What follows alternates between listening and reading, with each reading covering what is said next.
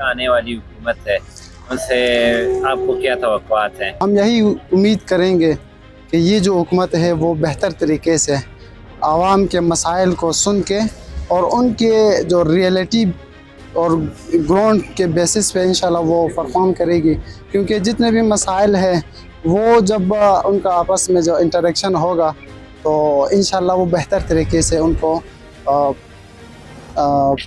حل کرنے کی انشاءاللہ کوشش کریں گے۔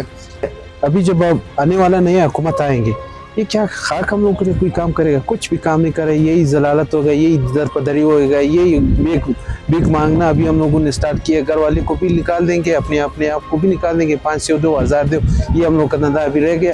پتہ نہیں، خدا را اللہ تعالیٰ اس طرح کے حکمران کو لائے کہ تاکہ ہم لوگوں کے لیے، عوام کے لیے کچھ نہ کچھ بہترین۔ سارے ایم این اے جو الیکٹ ہوئے ہیں ان کے اوپر سلیکشن کے الزام لگائے جا رہے ہیں کہ وہ الیکٹ نہیں ہوئے بلکہ وہ سلیکٹ ہوئے ہیں اور انہوں نے بھاری رقم دیے ہیں۔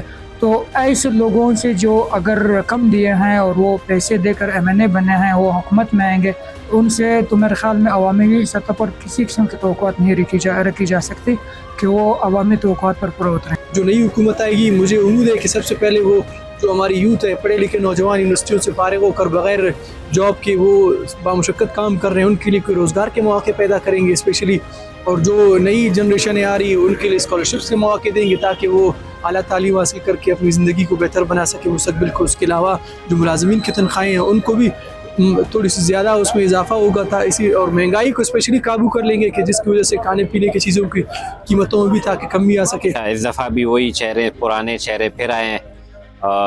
توقعات تو کافی تھی، لیکن مجھے نہیں لگتا کہ یہ عوام کے مسائل حل کریں گے۔ مہنگائی آپ کے سامنے، اتنی زیادہ مہنگائی ہو گئی ہے کہ غریب آدمی کے لیے جو ہے نا وہ اپنی تنخواہ میں گزارا کرنا بہت مشکل ہو گیا۔ باقی جو آپ کہتے ہیں کہ مطلب ترقیاتی کام بھی آپ کے سامنے ہے جو بھی انہوں نے کیا ہوا ہے، مجھے نہیں لگتا کہ کچھ خاص فائدہ ہوگا عوام کو اس نئی آنے والی حکومت سے۔